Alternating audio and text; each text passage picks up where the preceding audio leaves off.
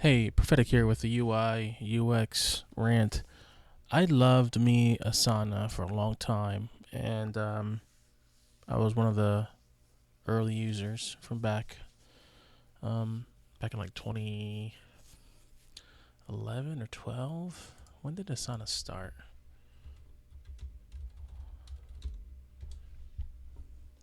Yeah, beta was in November.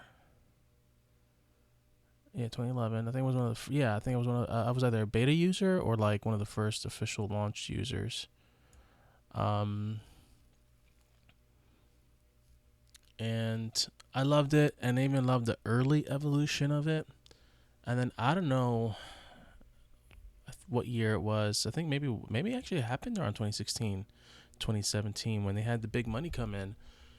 Um, it just the UX started getting a little too, I don't know, restrictive, or just it's hard to even explain.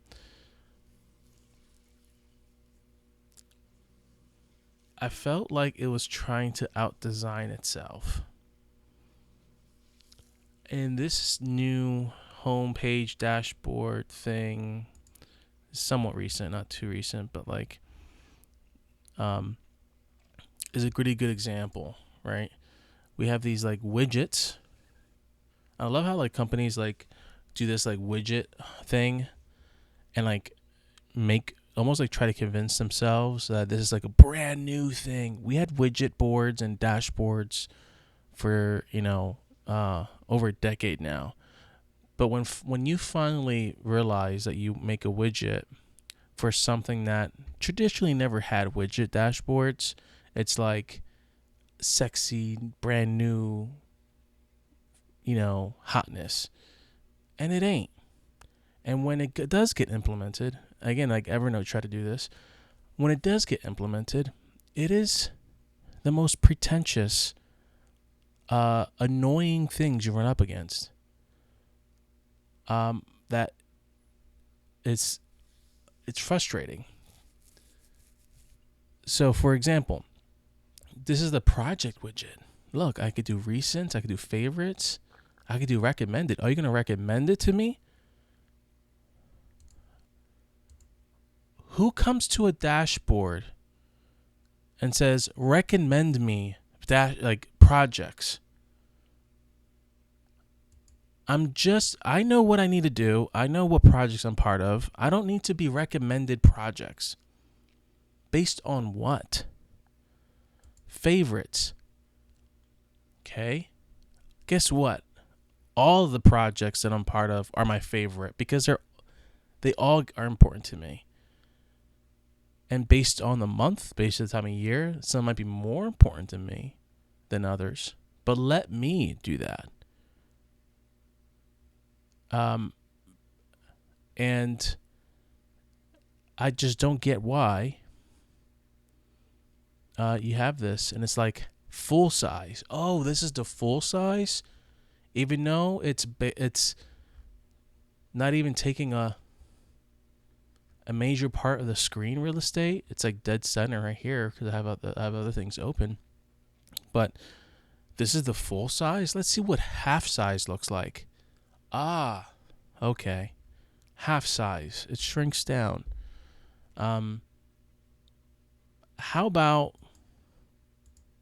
you just let me decide how much I want to see by letting me like do my own drop down?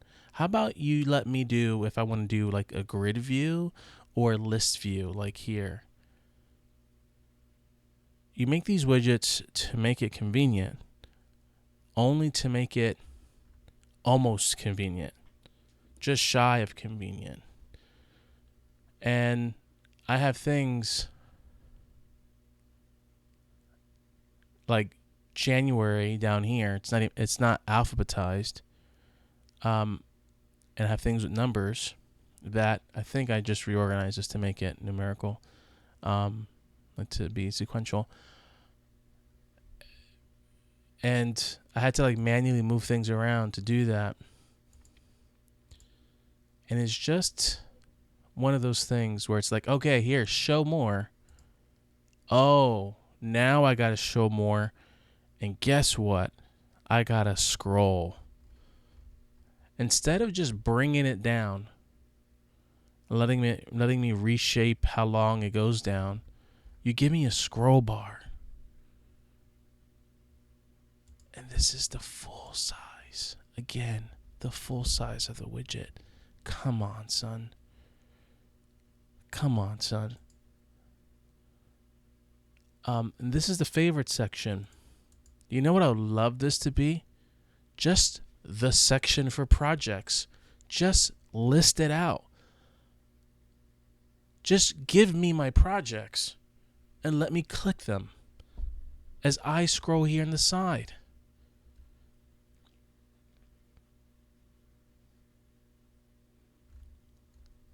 I shouldn't have to filter through this small area to see all the projects that I got listed down.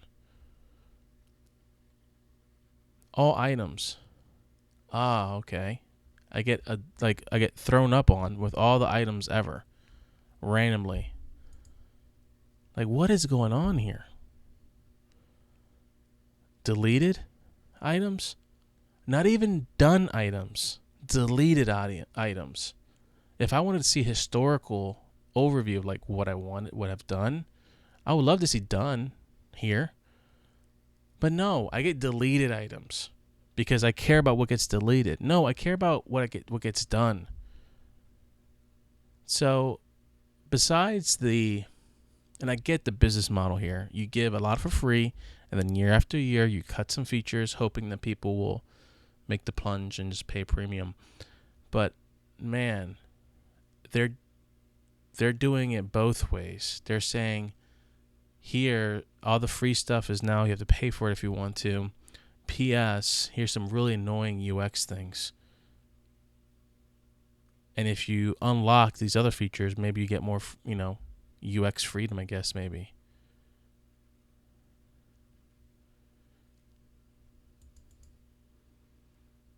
Yeah, some of this is to customize the view to make it more helpful. You have to pay for it. These badges. You choose your plan. It's rough, man. So I just, want to vent a little bit because it had so much potential, and usually because the on ramp for how many people can get account for free is like 15 or something. So it's like usually for a team under 15, it's a good deal. You get, it gets a lot of value for the 15. But goodness gracious, give me the old Asana where you do a few, just a handful of things, perfect. Let's see. Here's another one too. I type, but for me to activate, okay, good. It used to be that you had to click on the details. Like you had to click over here to get the sidebar. Now they let you click anywhere. That's good. They fixed that. But yeah, so overall solid product, but my goodness, the projects thing drives me up the wall when I have to switch to the projects. Oh my goodness, it hurts. Because here's the thing, and I'll shut up about this, and I'm in my rant, I promise. Here's the thing. When you are working on things and you have to jump through, I just want to go to where I want to go. And as I'm creating new projects, I may forget to put it as a favorite. This is a hack. Favorite section is a hack. This should just be projects, and I should pin the ones that I want to keep top of my list and just list out. And if I have, for those people who have like hundreds of projects listed, then pin them. Hide them. 3 dots. Hide. There should be a hide button here.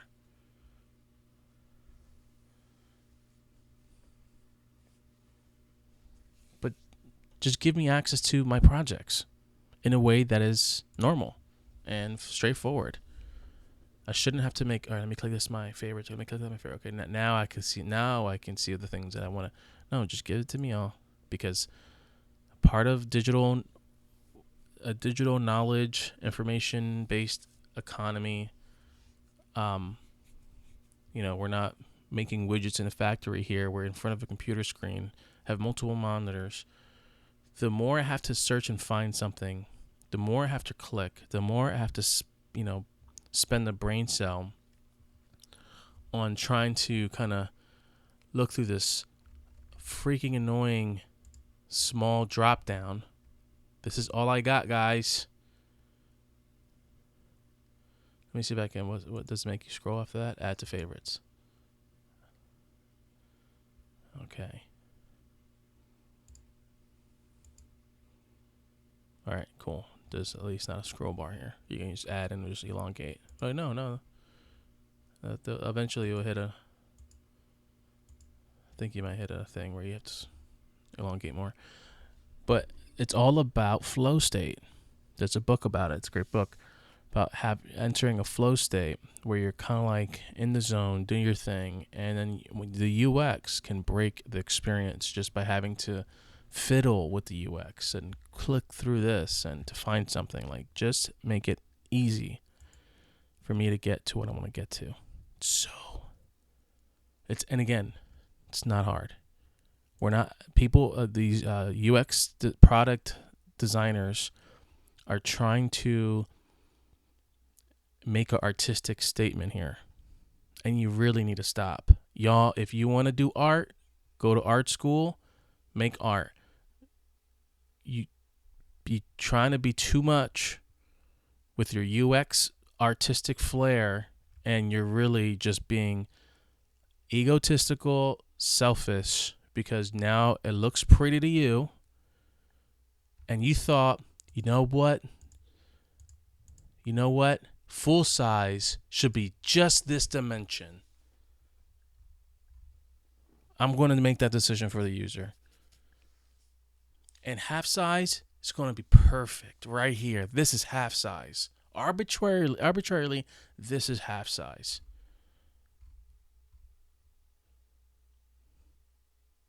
Because it looks clean, yet limits the functionality so much.